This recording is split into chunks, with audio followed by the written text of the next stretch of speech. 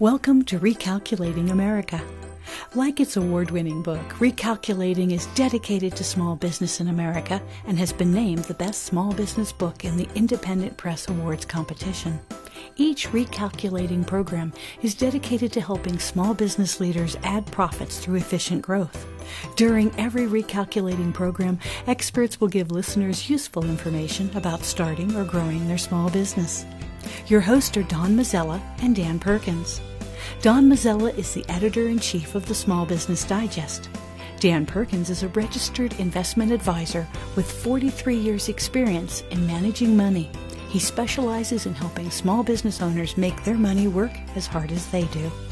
Dan Perkins here, your co-host, along with Don Mazzella of Recalculating for Small Business. Our radio program is dedicated to you, helping the small business owners increase their profits. We draw our name from Recalculating, voted the best small business book of 2017 by the Independent Press. In this book, it features contributions of more than 100 presidents, experts, and leaders, all whom offer you ways to grow your small business. Now, here's Don Mazzella. You know, every week we get emails from people asking how they can better finance their small business. Well, today we have Vernon Tirey. He's president of LeaseQ, and he's here to speak about how LeaseQ can help small businesses find the financing they need. Vernon, welcome to the program. Thanks, Don. Really a pleasure to be here. Well, we're glad to have you. Tell us a bit about your company and your website so people know where they can go while they're listening to you. Okay, terrific. LeaseQ is a marketplace for equipment financing. That's both loans and leases. You can find us at LeaseQ, LeaseQ.com. And we also have a finance platform that we provide equipment sellers, that's companies that sell trucks or restaurant equipment or high-tech equipment. There are about 25 different vertical market sectors that we serve, and they have our platform in their facilities so they can provide instant financing quotes to their customers who are buying equipment. As a marketplace, Don, I just want to make sure everyone knows that, like you go to Travelocity or Orbitz to get an airplane ticket, and you go to Amazon to buy a book, you would come to LeaseQ's website and fill out an application. Takes about 60 seconds. You push the button and you get an instant quote. So we're an equipment financing platform to help companies buy the equipment they need to grow their business. Well, let's start first with startups. I've decided that, for instance, I want to open an ice cream store that's not a franchise, but rather just a plain ice cream store. Can I go to your site? I don't have any credit history, but can I go to your site to find financing for the freezers, et cetera, that I need? Yes. So great question. And startups are a special category of equipment financing. Most of the equipment financing for startups is for dollar amounts under $75,000. If you what we would do is provide a soft credit pull. We take your application, we run a soft credit pull. It has no impact on your personal credit. We bounce it up against our underwriting engine. The companies that finance restaurant equipment, that's food and beverage equipment, which you would be in that category, and refrigeration equipment, and that also finance startups, would see that you have 0 years in business, and then they would return a quote for equipment financing. Most of the small ticket that's under $25,000 equipment for startups is primarily credit-based. They'll look at your FICO score and they'll determine, and your credit history, and they'll determine what kind of financing they're going to provide you. That financing is relatively expensive, nothing that you could compare to the mortgage APR that you have when you buy your house. So it would be something in the 12 to 25% category, startups are considered quite risky. But that financing is available, and there are lots of companies out there that specialize in the financing for your ice cream shop. Okay, well, I'll turn it around. I've been in business 5 years. I've got my ice cream store, and I've got a chance to go open another one across town. What happens then? Well, you'd still be considered by some lenders as a startup, but for other lenders, if you're willing to show some experience, that second shop is a big jump. And history says that just because your first shop was a success, it doesn't mean your second shop is going to be a success. So the financing rates will be a bit better, especially if you'll pledge the assets of your first business, okay? But when you move from your second shop to your third shop, that's when the financing rates get much better. And again, you would need to pledge assets from the previous business, but as long as you're willing to pledge those assets, your rates will come down. But in the first case, and probably the second store, are you also providing a personal guarantee?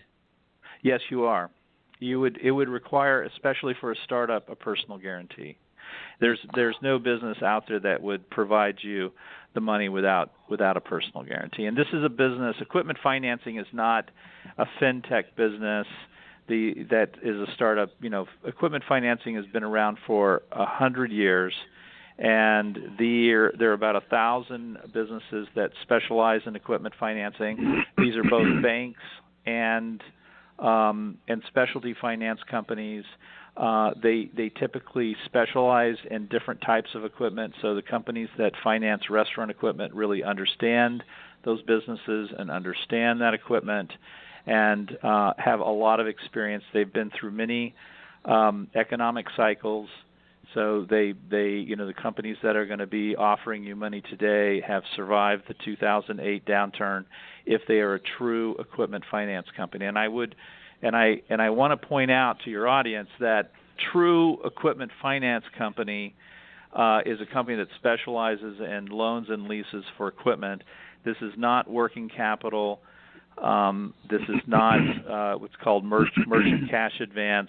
The rates are much more competitive than those other two options because they use the asset itself, the equipment, as a tangible inhibitor to risk. So make sure when you're financing that equipment that you're talking to a true equipment finance company. I'm going to turn it over to Dan now. Thank you. Good morning, Vernon. Good morning, Dan. I want to start off with a broader question. Don, in his scenario, was talking about borrowing the money to buy equipment. In his case, an ice cream store. I want to go to the broader issue by asking the question, why should any small business person, regardless of the nature of their business, if they have to buy some kind of equipment, why should they lease it as opposed to buying it? Right. So I'm going to break that question down into three parts. One is, why should they finance it versus pay cash? And then why should they lease it versus take out a loan on that equipment? Is that okay? That's fine. Sure. Go right ahead.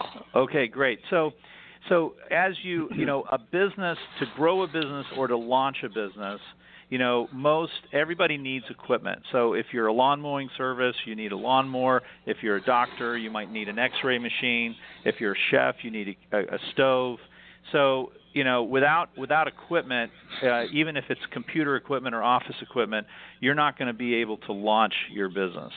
And so that equipment should generate revenue. And the revenue that you generate from that equipment should service any debt that you take on. So in reality, for every business, and over 80% of the businesses today finance their equipment, the very first loan or financing you should put in place for your business should be around the equipment, because the equipment can service the debt. You want to save your cash for a rainy day. You've got surprises in your business. You have employees that you have to take care of legally. So there are many reasons why you want to preserve cash, and you should not be spending your cash on equipment. So it's typically the very first financing that a business puts in place, and it's the last financing that they forfeit on, because if you don't have your truck and you're a truck driver, you're not going to be getting revenue. So equipment financing has a very low forfeiture rate. At any rate, so that's why you should finance equipment and not pay cash for it. Loans and leases are very different. Loans, of course, if you want to own the equipment at the end of the term, then you really, and you want to keep your payments low, you really shouldn't care whether it's a loan or lease. You should look at the different payment options and take the plan that you like best. There are some tax advantages built into financing using a lease to finance the equipment. Also, a lease, if you're not planning on keeping the equipment at the end of the term, so if it's equipment that wears out quickly, then you can use a lease, which would typically have a balloon payment at the end, and you can decide not to pay that balloon payment, not to purchase that equipment, but let the finance company take that equipment back. It would work exactly like it works today with when you lease a car. You turn that car back into the dealership, and there are businesses where the equipment, and for example, in high-tech equipment, the equipment is really making dramatic improvements every 3 to 4 years, so you want to buy the latest equipment. We see that in medical and computers, and even in some areas like fitness equipment, commercial fitness equipment, where a gym wants to upgrade that equipment every 3 or 4 years. So if I take your example, and I'm in the money management business, and I'm a writer. So my principal tool, my principal piece of equipment that I use is a computer. And correct. Yep. the computer technology is still continuing to evolve. Can you lease personal computers? Absolutely. So, and you could lease them at LeaseQ. You can come to LeaseQ and fill out an application. It takes 60 seconds and see what your financing options are. And oftentimes, if you go to an equipment store, they'll have equipment financing options available for you. But just to make sure I understand what you said. I go in to your site and I want to lease a new computer, and I want to lease an Apple AirBook Pro, and I come to you and I say I want to lease this. I want to lease it for 24 months. Is it just like the car at the end of 24 months? I turn in the computer and walk away and get a new one? For the lenders on our platform, for an individual, that computer probably costs $1,000 to $2,000. There's no, right. They're not gonna really provide you what's called a structured lease, where they have a balloon payment at the end. It'll be a dollar out payment. What does that mean? The best. A dollar out means that you pay $1 at the end of the lease and you own the equipment. So, are you saying physically $1, $1? Yes. It's called a buck out. Okay. A buck out lease, and technically it is a loan.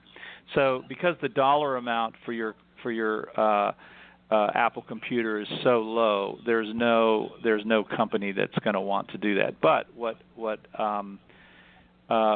Apple Computer is starting to do is to provide, just to give you an example, for a large corporation that has thousands of employees, they will actually go and pick up that equipment at the end of the lease, a 3-year lease, and provide you replacement equipment, and then they will refurbish that used equipment and resell it.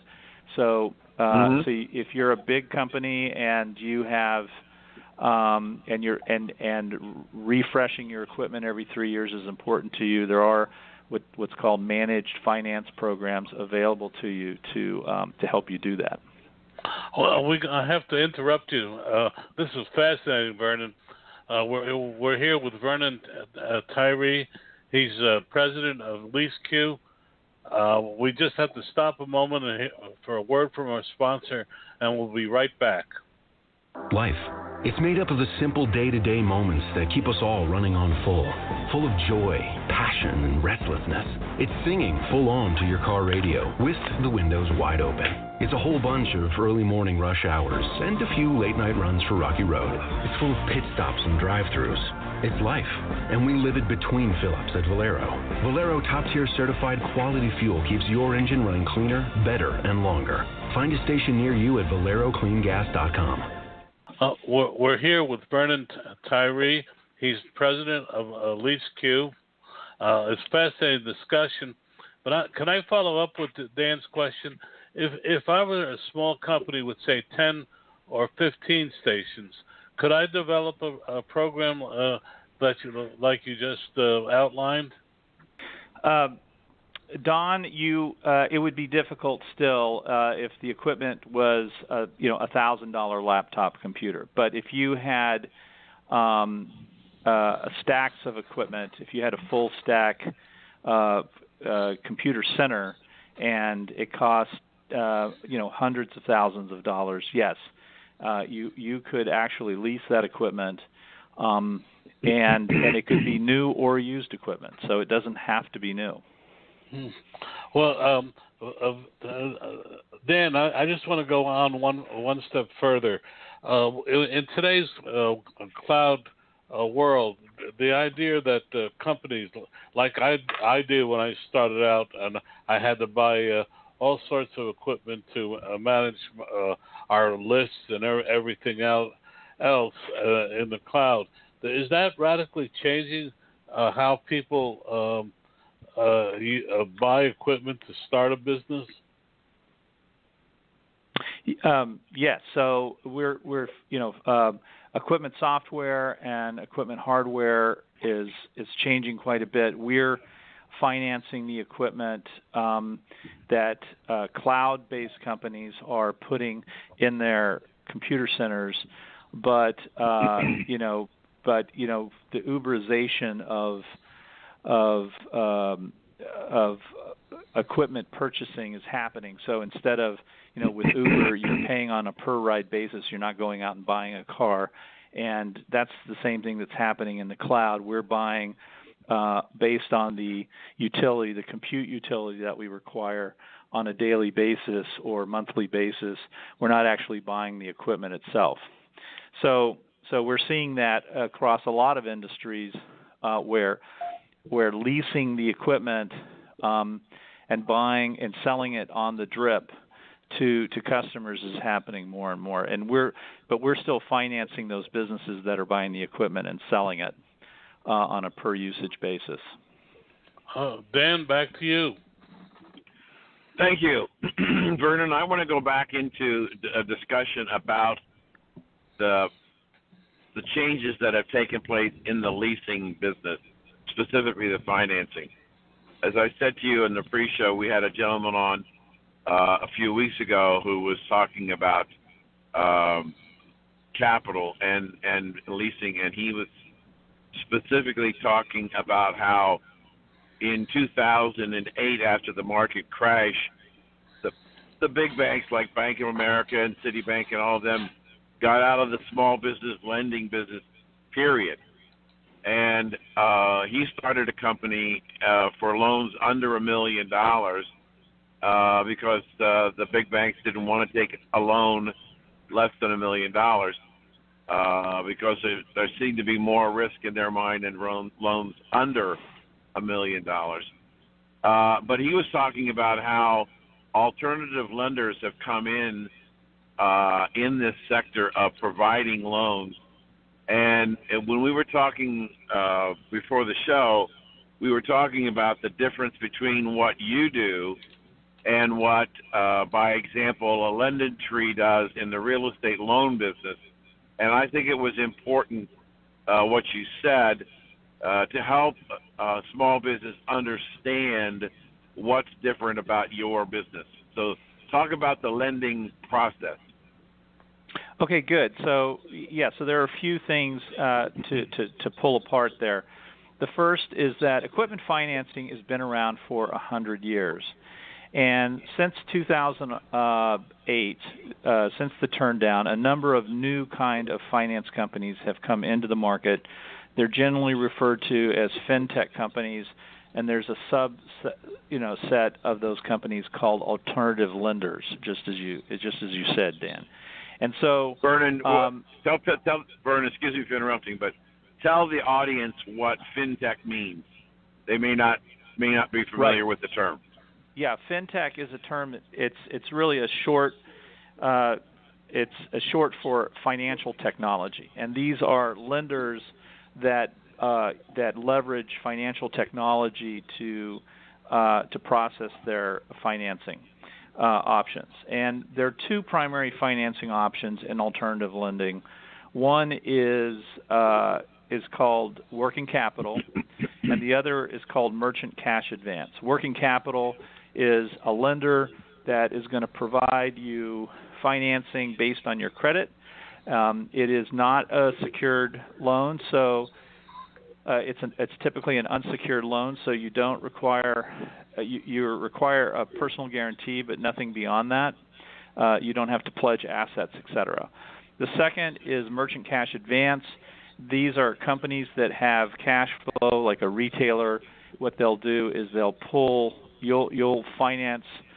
You'll take out a loan, and then they will actually pull the money out of your account daily, based on the cash that you receive in the business. Is that like a factor, like what they used to do called factoring years ago?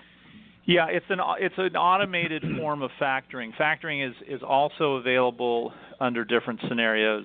What most of these companies do is they use your credit card technology to determine how much cash you actually have come into your account daily, and then they ACH that that money out of your account. So these two different forms of financing are typically anywhere from 20% to 300% higher. The rates are 20% to 300% higher than what the rates that you would get from an equipment finance company. So these are brand new types of companies that have only been around for about 10 years, and they use a lot of automation. Equipment financing, on the other hand, is a laggard industry. It's not very automated. It's just now, as an industry, starting to automate, and so equipment financing tends to be, in most cases, a little slow and a little clumsy, but the rates are much better.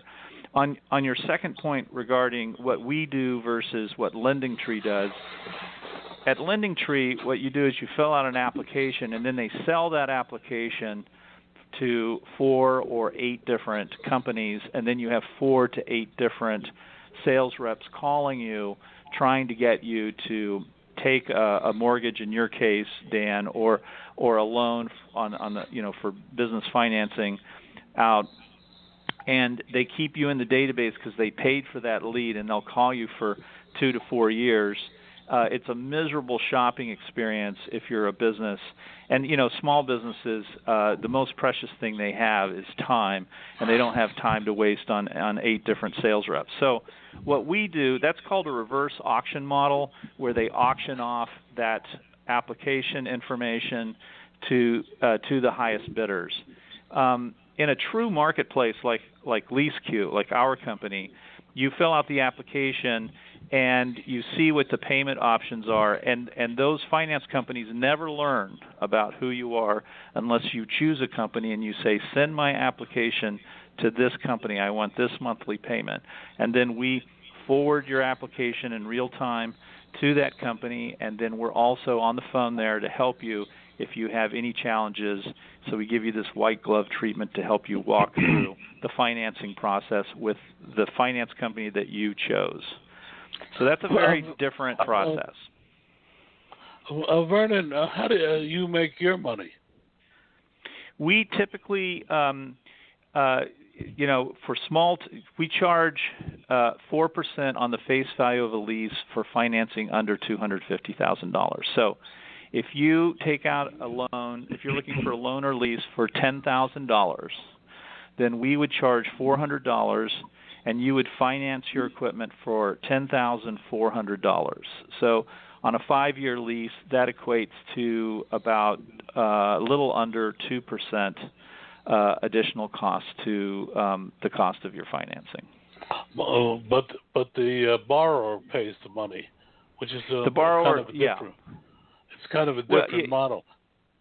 It's the same if you were buying a house, and your realtor, those realtor fees are rolled into the cost of the financing for the house. So it's a model that's been around for a long time, and the rates typically equate to very similar to what you get if you go to the store and you use a credit card. So the real difference between what LeaseQ does, there are in the equipment finance space, there are about 1,000 brokers in the marketplace. These are companies that are brokering, that you go to, and they help you get financing. And some of them are quite skilled, but many of them are not. So what LeaseQ is doing is we're displacing, just as Travelocity and Orbitz displaced the travel agent,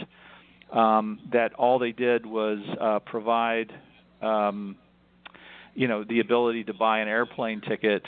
We're putting brokers out of business. We're disintermediating them if they're not adding a lot of value. Now, if you want to take a safari to Africa, you need a really good travel agent, and if you have really complicated equipment financing needs, you're going to need a really good broker as a good way to invest your money. But those companies, those brokerage companies, are charging anywhere from 6 to 15%, not 4%. Vernon, it's been fascinating. I think Dan will agree, but our time has gotten away from us. Real quick, your website again and how people can reach you?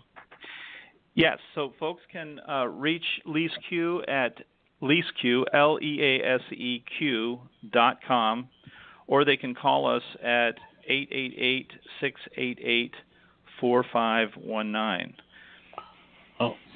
Vernon, thank you so much for being with us. I know I learned a lot. I hope our audience did as well. Don, Dan, it's been a pleasure. Thanks very much. And now, Dan, a word from our sponsor. Before you hear this, or this, or even this, before you turn a key, step on the gas and let it rip, before you get up and out and on the road, you have to be fueled by something. Make sure that something is Valero. Valero top-tier certified quality fuel keeps your engine running cleaner, better, and longer. Find a station near you at ValeroCleanGas.com. Dan, our next guest is Steve Murphy. He's president of franchising at Windmark, which has a really interesting combination of products. Steve, welcome to the show. Thanks for having me. Good morning, Steve. How are you today? Good. How are you guys doing? Fine, thank you. Could you tell us a little bit about yourself, your company, and a website so that our listeners could go and visit? Sure. My name's Steve Murphy. I'm president of franchising for Winmark Corporation. Windmark is a franchisor of 5 different brands. People probably know our brands better than they know Windmark. But Played Again Sports, Plato's Closet, Once Upon a Child, Style Encore, and Music Around. All of our brands are in the resale business, meaning we buy inventory from our customers and resell it back to our customers. We've been around doing this since 1988. We've got about 1,200 locations. We do just over $1 billion in retail sales, and we're a publicly held company based out of Minneapolis, Minnesota. And your website? www.windmarkcorporation.com, or for folks interested in looking at a franchise opportunity, it's www.windmarkfranchises.com. So, since I'm not familiar with your business, educate me. When you say you buy merchandise from your customers and sell merchandise to your customers, tell us about what your business actually does. Well, the business started in 1988 when we bought the franchise rights to Play It Again Sports, but all of our concepts are built on the same premise, and that is that consumers typically either outgrow or get tired of the things that they purchase before the life of that inventory is over. So they look to, typically a Goodwill or some other place to unload these goods. Our stores give an opportunity to bring those goods into our stores. They're still quality items, quality used items that we know have a secondary life that somebody else in the community might be interested in purchasing for a significant discount off of what it would cost them new. And we make an offer to that customer, pay them cash on the spot for the goods, and then we mark those goods back up and resell it to the community at typically 80 to 90% off regular retail prices. And so you have each of these various organizations or stores you have are all franchisable. Yes, we're 100% franchise. So we've got 1,199 stores that are open in the U.S. and Canada. Between the 5 brands, we've got about another 75 that are 2 open yet, and 100% of those are franchise stores. And what is your biggest franchise? Plato's Closet. That's got about 475 units. And what do they do? They buy and sell teen clothing, so think Aeropostale, Abercrombie, American Eagle, all of the top brand names that kids are wearing today. They bring that merchandise into our stores. We give them a cash offer for the merchandise, and they decide if they want to sell it to us or not. And then we purchase the things that they would like to sell to us, give them cash on the spot, and turn around and resell it to the community. So these would be used pieces of clothing? Yes, we do clothing. In Plato's Closet, we do teen and 20-something clothing, shoes, handbags, jewelry, things like that. Style Encore is geared towards women, so it's kind of taking Plato's Closet, that 20-something-year-old, all the way up to folks in their 70s, and buying and selling the brands that those young women wear. Once Upon a Child is geared towards kids 0 to 12. So, and then Once Upon a Child, we'll do toys, we'll do books, we'll do clothes, we'll do shoes. Play It Again Sports is geared towards sporting goods, mostly hard goods, so things like baseball gloves, bats, hockey skates, things of that nature. And Music Around, we do musical instruments, guitars, amps, basses, percussion. Really diverse businesses. I have a 3-year-old grandchild, little girl, and her mom just told me recently she's buying clothes about every 2.5 weeks because she's hit a growth spurt, and it just doesn't. He wonders when it's going to stop. One of the questions I want to ask you, Steve, is there's a huge change taking place in retail. Abercrombie & Fitch is looking to get out of the business. The National Retail Association estimates that by the end of this year, over 8,000 storefronts will be closed in malls and shopping centers and standalone buildings as the consumer is moving further and further away from big box stores or stores in general, and is choosing to do more and more of their shopping online. How's that going to affect your business? Well, that's a great question, and I think that's a fear that's hyped by the media more than it is in terms of reality. Contraction in retail has historically always been a part of retail. That's exactly what happens in retail. People overexpand, brands get hot and then get cold again, and so you constantly see this growth and then retraction in retail. And I don't think that what you're seeing today is anything more than a typical trend in what we've seen in retail over the years. Back in the day, it was when catalogs came out. If you read the media back then, that was going to be the end of retail. I think all of these channels certainly take some of the business, but if you look at where Amazon is in terms of the world of retail, Amazon's about 2.5% of the entire retail world. So it's not a significant piece. So everybody that wants to think that online business is going to kill the in-store business, I think what you see is the omni-channel is really what's being developed. And if you look even at Amazon and some of the bigger players, they're developing retail formats because they know that they've got to acquire and have brick-and-mortar stores in order to fully service that customer base. You can't just do it online. You can't just do it offline. So I think that the idea of retail being dead is probably not exactly the case. There's some retailers out there that are still growing leaps and bounds, and we're one of those retailers. In the resale space actually is one of the shining stars in retail right now, and resale's been up 7%, I think, year over year for the past 10 years, and it's about a $17 billion industry, and they're saying that resale is going to be the growth vehicle in the retail world for quite a few years to come. So the message that I can construe, or maybe it may not be the right message, but the message I can construe what you said is that the resale side of the business, and these are my words, they may not work with what you're thinking, but my observation, what the consumer has finally figured out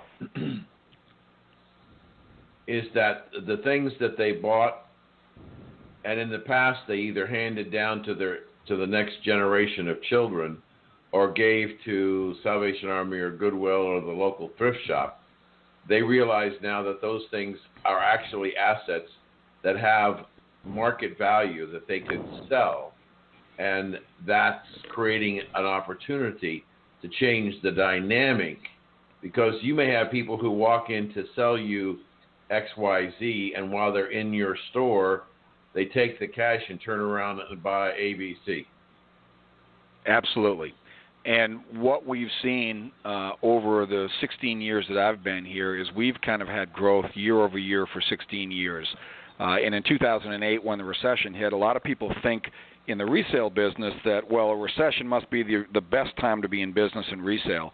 And actually what we've seen is we've seen growth in years where the economy has been doing fantastic, and we've seen growth in the years where the economy is contracting. And the reason being is because when customers come in our stores, they do exactly what you said.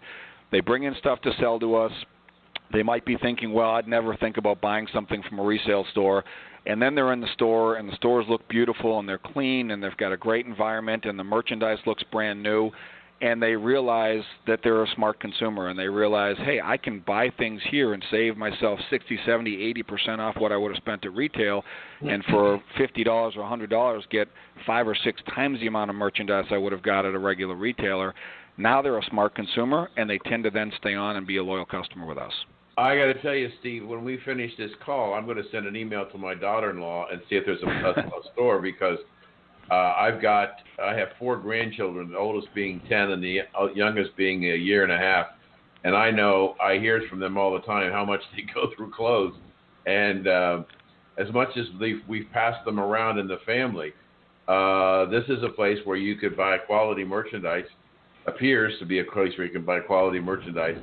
And part of the purchase price can be what you bring in and trade in because they no longer fit. My daughter-in-law told me that she got some clothing that was given as a gift to their daughter. She never was able to wear it because she outgrew it before she could ever get into it. And so she's got brand new merchandise, and now she's got a place with your organization. Do you have on your website, do you have a store locator? Yes, we do. So you can go find the nearest store to you, and that's exactly what you said. There's people, when they have children especially, these kids grow so fast. You wouldn't believe the amount of merchandise that comes into our stores with tags still on it, never been worn, and the kids outgrew it so fast that they just never got a chance to put it on them. So they come in, and it's literally brand new merchandise that you're now buying at a 70 to 80% discount. Don? Oh, I have a lot of questions. I'm just this is one of my easier radio programs. I don't have any grandchildren or anything, and past the age of sporting goods. But let me ask you a question on clothing. Do you clean the clothes before you resell them? That would be a question I was thinking about.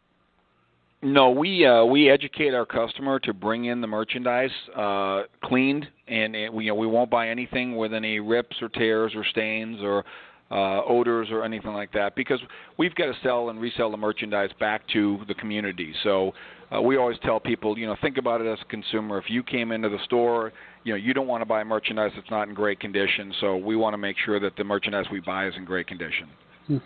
Well, people have said that there's been a great re-education over the last 17 years of American consumer. They no longer want to pay full price for anything. Do you think that's true, Steve? Absolutely. I think in this day and age, everybody in retail seems to be on the new side in a race to the bottom. Everything is promotional. When you see even around the holiday time frames now, everybody moves to promotional so quick to try to unload merchandise. And you see that a lot even in the teen space with the fast fashion. People are just trying to get quality merchandise at as cheap a price as they can. And in our stores, we see that every day. Our customer is the value consumer.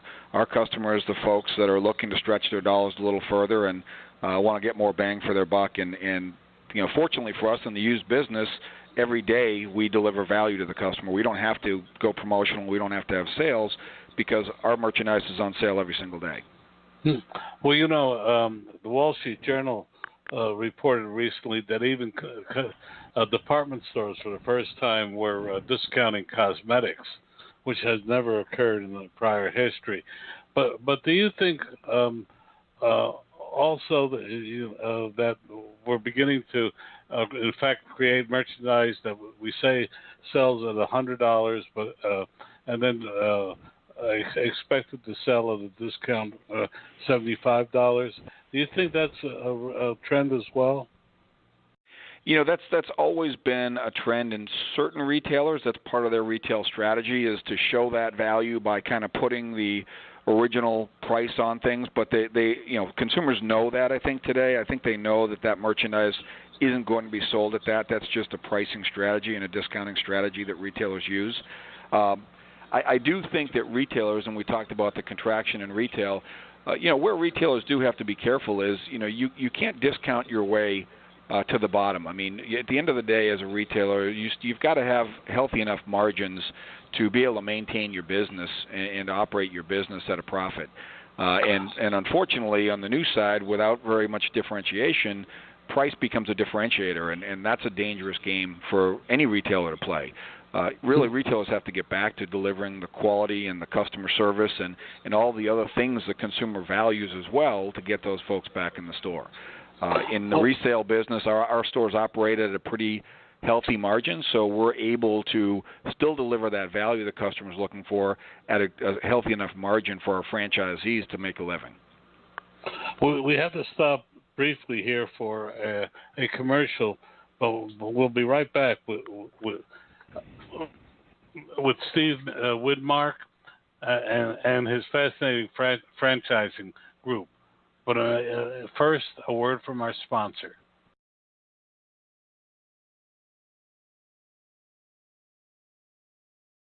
We're back here with Steve Murphy. Steve, I have two other questions.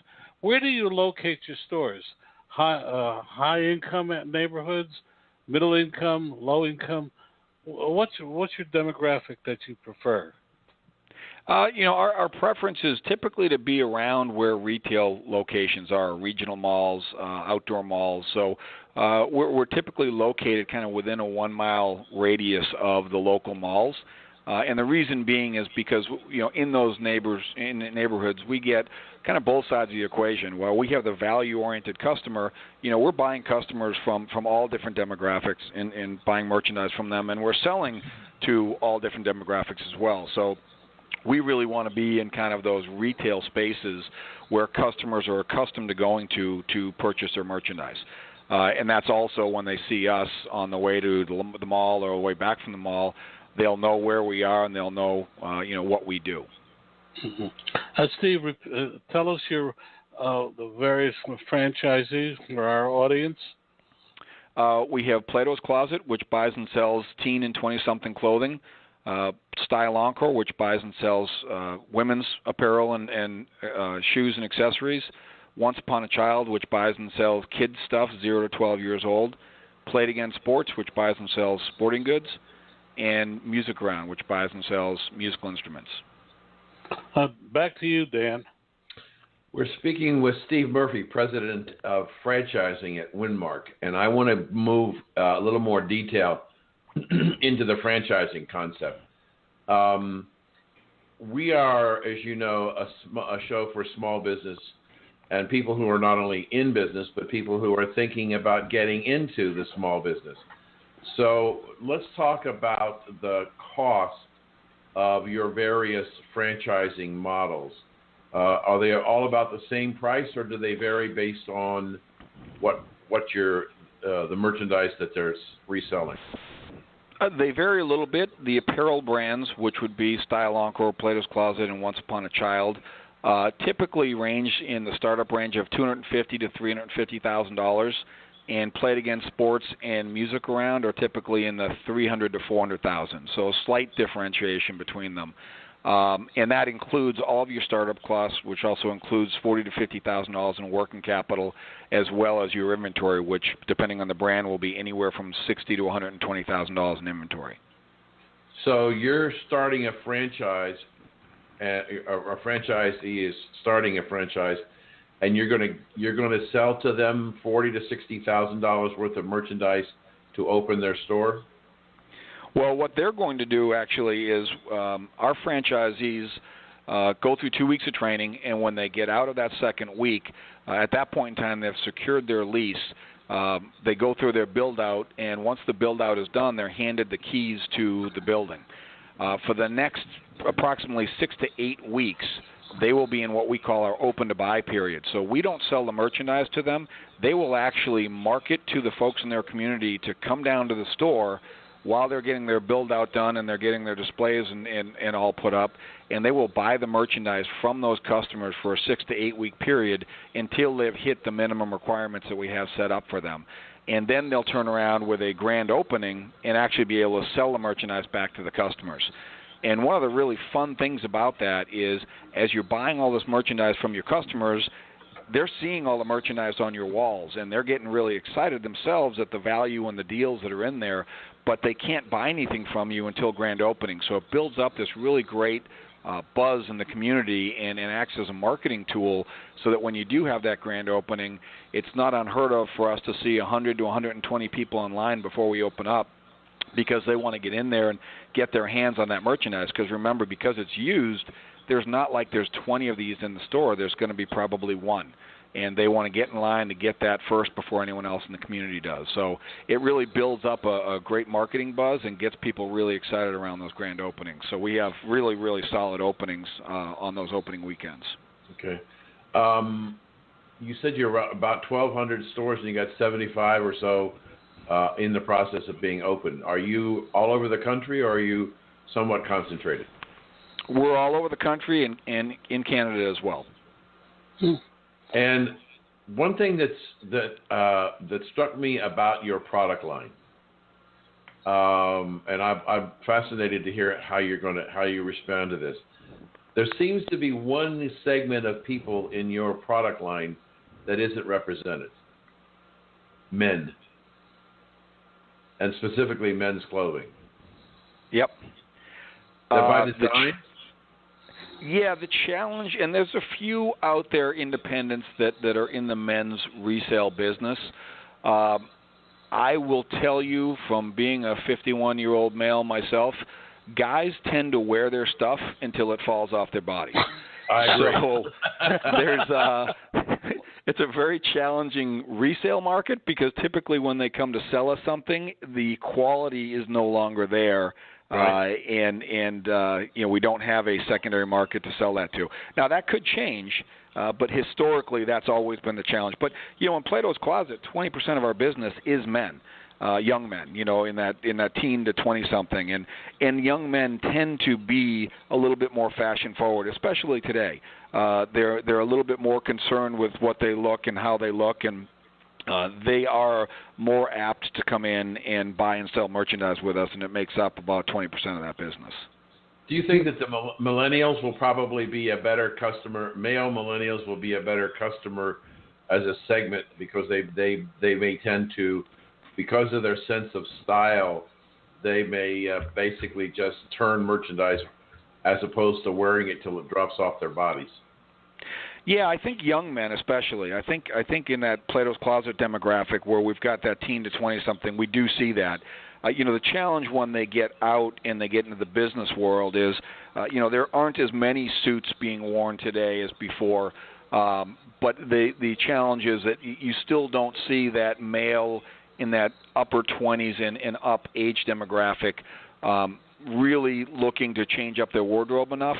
Whereas with women, the statistic is 20% of the clothing in a woman's closet has never been worn. And so they tend to go through that merchandise and refresh that merchandise more often.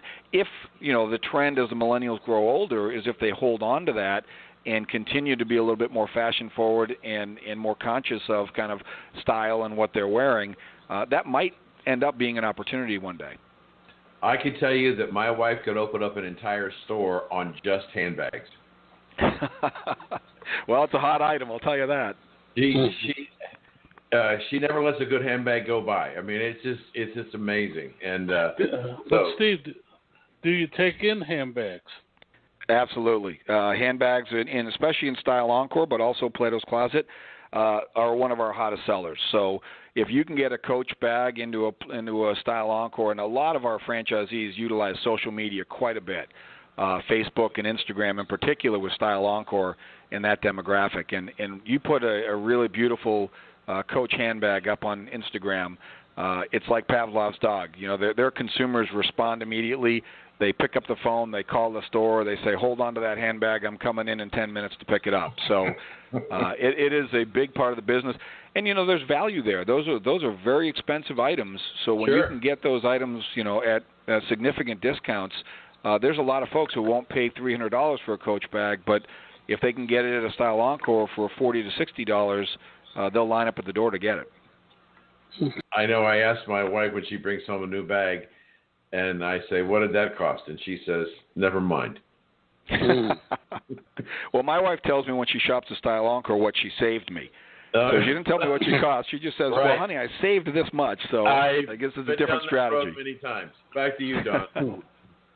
Well, are your stores individually owned, or do you have master franchisees, or how does it work?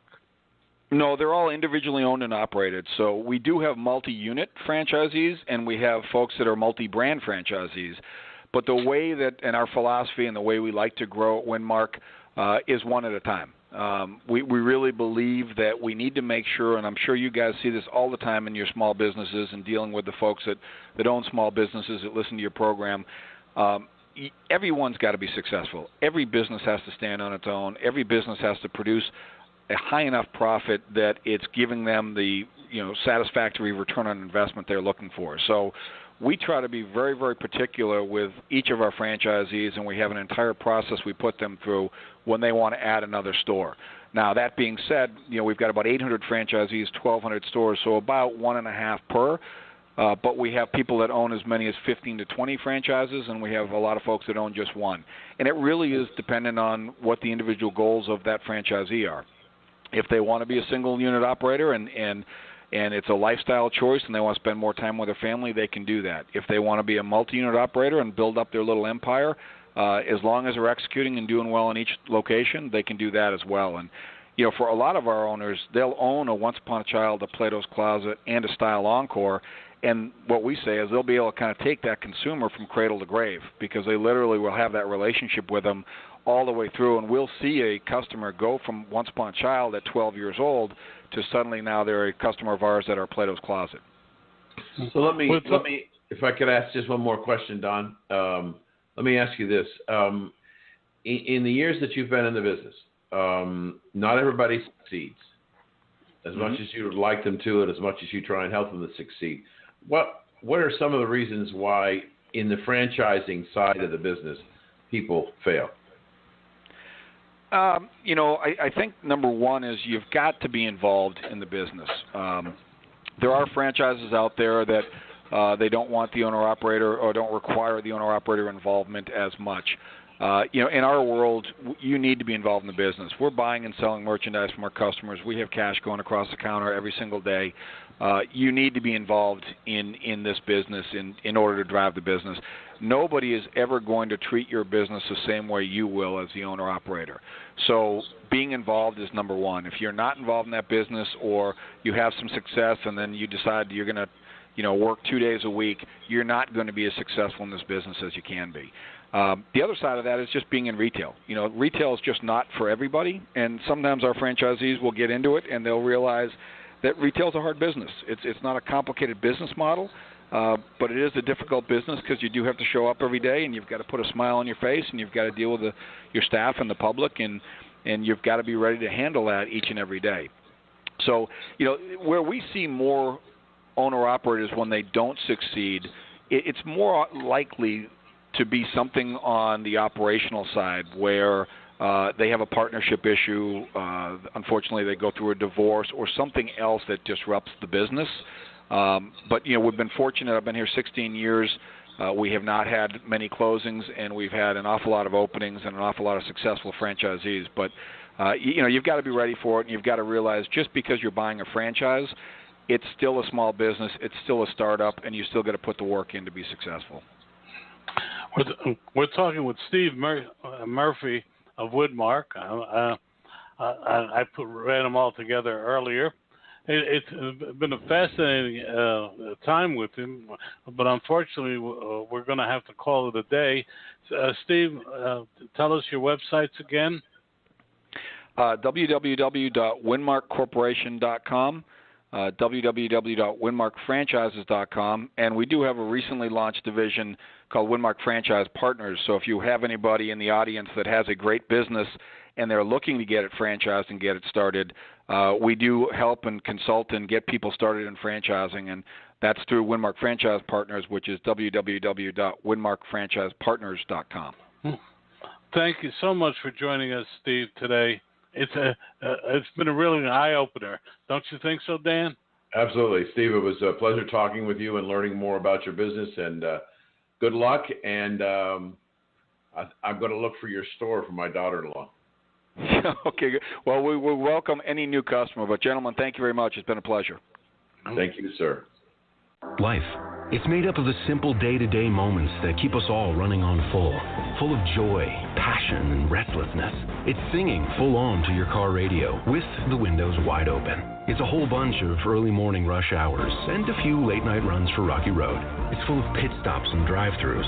It's life, and we live it between fill-ups at Valero. Valero top-tier certified quality fuel keeps your engine running cleaner, better, and longer. Find a station near you at ValeroCleanGas.com. Dan Perkins here from Recalculating.biz with your small business tip of the day. Small business funding is easier these days thanks to a new breed of lender called fintech lenders. These internet-based lenders cut the time between applying for funds and getting the funds to just hours instead of months. They also make it easier to repay your loans, but their costs might be a little higher for their service. The next time you need dollars for your small business, try them. You might like the change. I'm Dan Perkins for Recalculating.biz and your small business tip of the day. Want to know more about health savings accounts for your company or yourself? Go to 2hsa.com and get a free employer's primer.